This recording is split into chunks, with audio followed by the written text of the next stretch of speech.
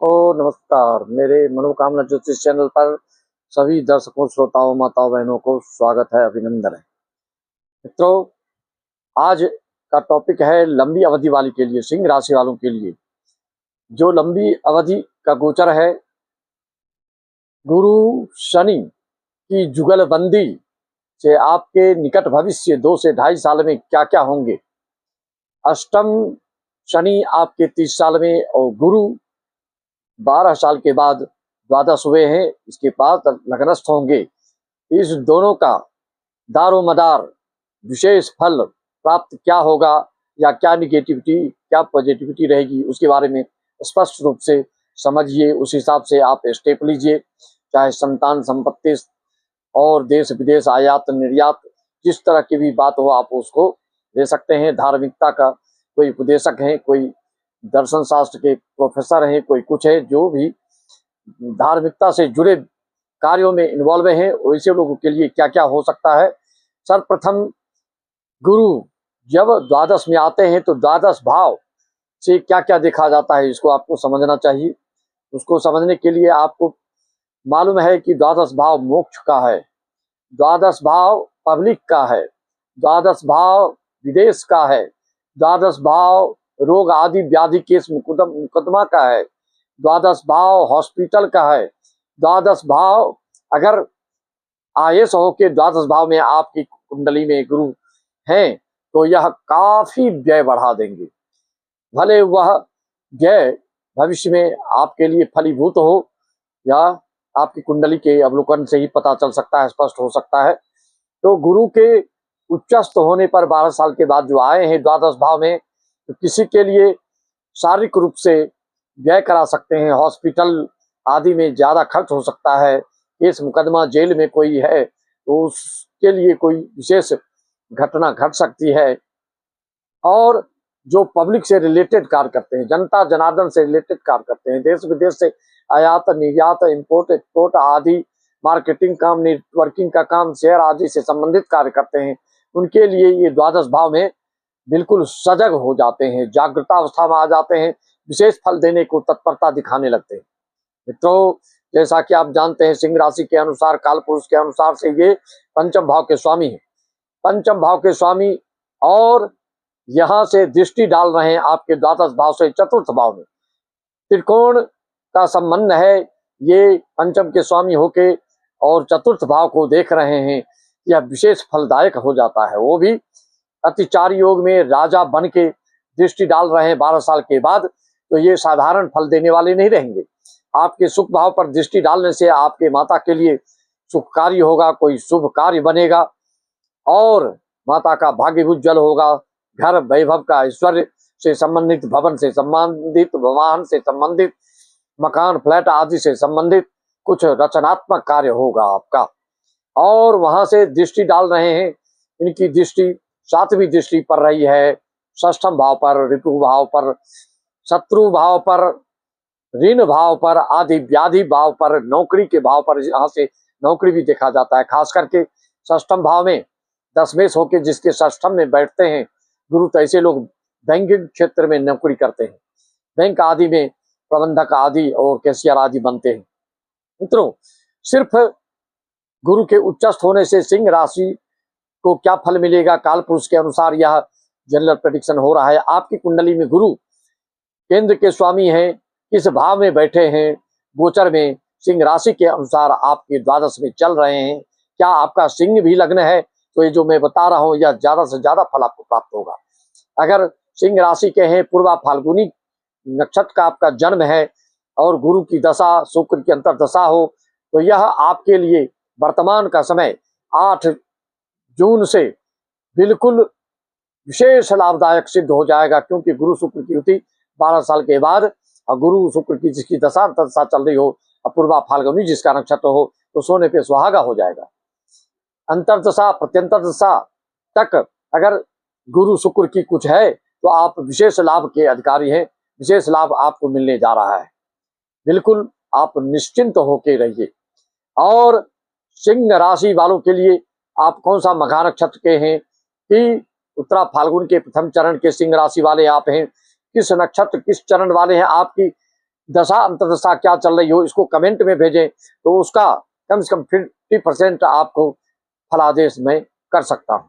वैसे पूर्ण जानकारी के लिए आप जानते हैं कुंडली का विश्लेषण करवाने के लिए आपको हर एक ग्रह गोचर को देखना होता है, लग्न लग्नेश को विशेष करके ध्यान देना होता है। कोई राजयोग, विशेष योग, विपरीत राजयोग, क्या क्या योग राजयोग है या दोष है, काल सर्प दोष, कौन सा काल सर्प दोष है, 12 प्रकार काल सर्प दोष होते हैं।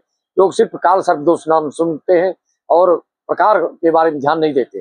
जैसे सिर्फ लोग जानते हैं कि हाँ राशि 12 होती है, लेकिन 12 राशि के अलग अलग गुणधर्म है, अलग अलग विशेषता है, अलग अलग विशिष्टता है, अलग अलग विलक्षणता है, अलग अलग उनकी रुचियां हैं, अलग अलग उनका व्यवसाय और दृष्टिकोण होता है। उसी तरह से अलग अलग काल सर्प दोष के अलग अलग प्रभाव पड़ने वाले होते हैं। लग्न में राहु है तो दाम्पत्य जीवन में जरूर कुछ न कुछ दिक्कत होती है, भले उत्तर की उन्नति के मामले में अद्वितीय हो जाते हैं।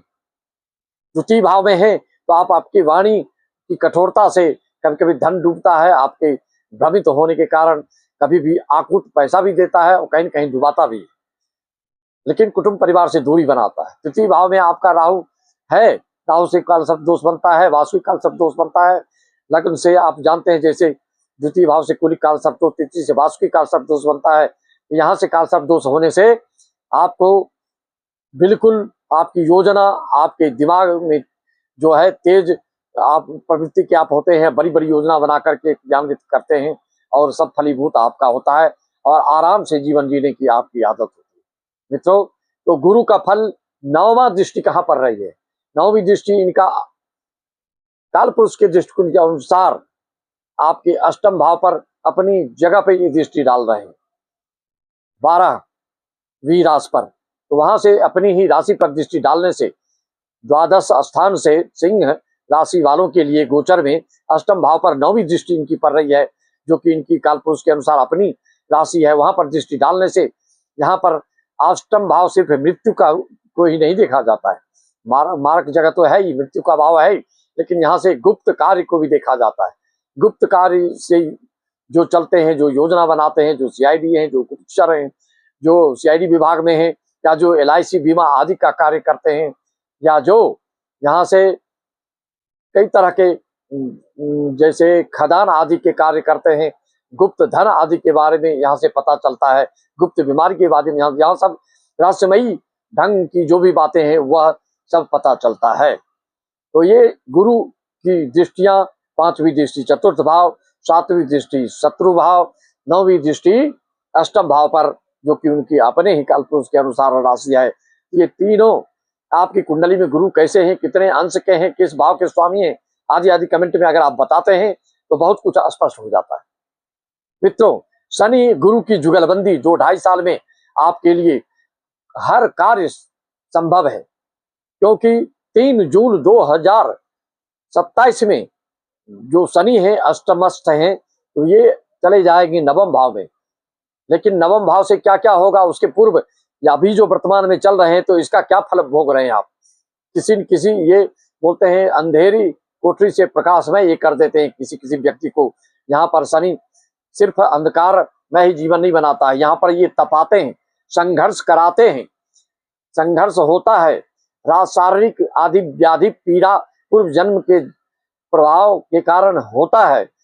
हो सकता है आपके मुखारविंद में, आपके मुख में, आपके माउथ में कोई परेशानी आई हो, दांत से संबंधित, मसूढ़ा से संबंधित, जीभ से संबंधित, छाला उला आदि, दांत को तुड़वाने आदि, उखरवाने आदि की, या गले में टॉन्सिल या गला बैठना, आवाज बैठ जाना, इस तरह की बात, कुटुंब आदि से बेतुकी बात करने से, चाहे आप सत्य ही क्यों न बोले, सत्य भी बोलने से कभी कभी आपस में विरोध हो जाता है और मनमुटाव हो जाता है, जिससे कि कुटुंब परिवार से दूरी बन जाता है।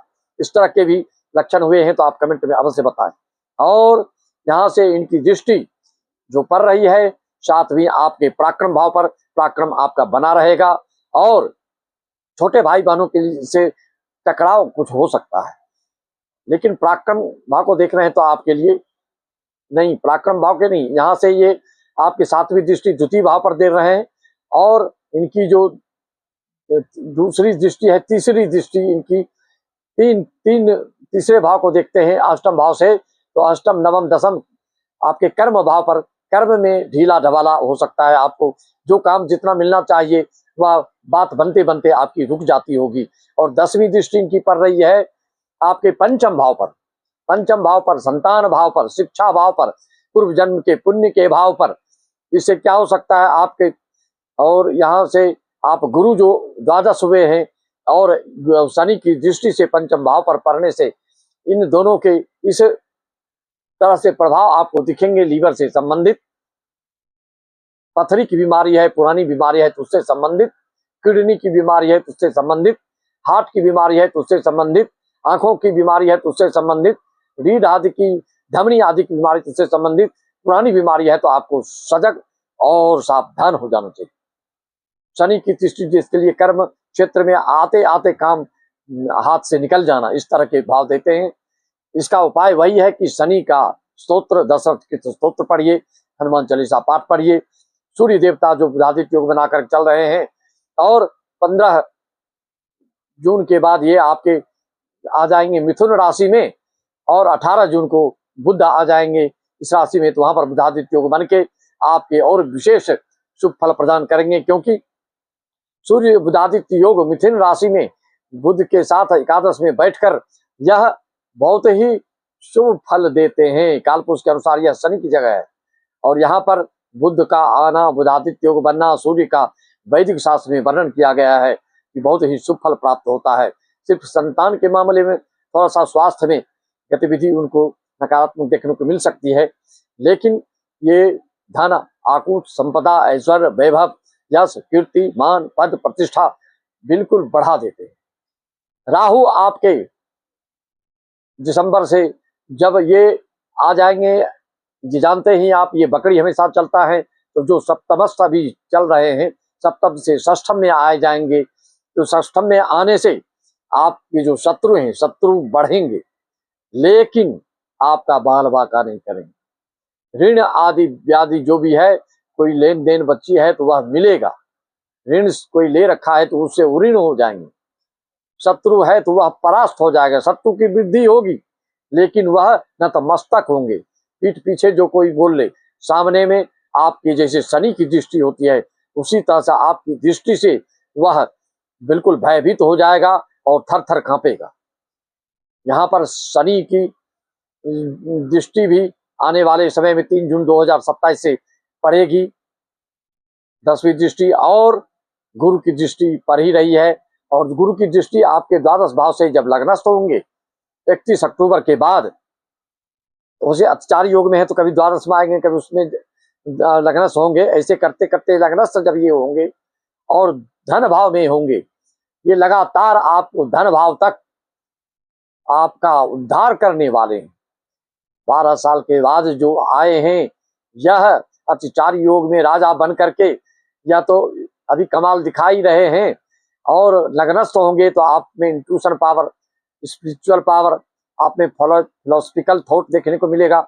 आपकी गतिविधि, आपकी विचारधारा, जो खास करके उपदेशक हैं, जो शोध आदि कर रहे हैं, जो रिसर्च आदि कर रहे हैं, जिनका हॉस्पिटल से ताल्लुकात है, जिनका पागल खाने से ताल्लुकात है, जिनका जेल से ताल्लुकात है, ऐसे लोगों के लिए, जिनको की पब्लिक से जिनका कारोबार चलता है, जो राजनीतिक क्षेत्र में है, लेकिन ये फायदा उसी को देंगे जो धार्मिक होंगे, जो आस्तिक होंगे, जो सात्विक होंगे, जो पूजन पाठ वाले होंगे, जो तप वाले होंगे, जो अनुष्ठान वाले होंगे, जो बिल्कुल ध्यान योग वाले होंगे। ऐसे लोगों के लिए ये छप्पर खोल करके छप्पर फाड़ धन वर्षा करेंगे। आपके भाग्य का दरवाजा कितना ही क्यों न ताला लगा हो, उसको तोड़ करके, तितर बितर करके, छिन्न भिन्न करके आपको वर्षा अवश्य करेंगे। मित्रों, इसी तरह से आप हमारे चैनल पर अगर पहली बार आए हैं तो सब्सक्राइब कर लें, बेल आइकन दबा लें। इस तरह से रहस्यमयी जानकारी आपको हमेशा मिलता रहता है। मासिक राशिफल, साप्ताहिक राशिफल, वार्षिक राशिफल से आप रूबरू होते रहेंगे। गोचर फल से जानकारी आपको मिलती रहेगी। बस इसी वाणी के साथ में अपनी वाणी को विराम देते सभी श्रोताओं, यजमानों को, देश विदेश एवं भारतवर्ष के सभी को नमन, वंदन, राम राम, जय श्याम, ओम नमः शिवाय, सत श्री अकाल, जय सच्चिदानंद।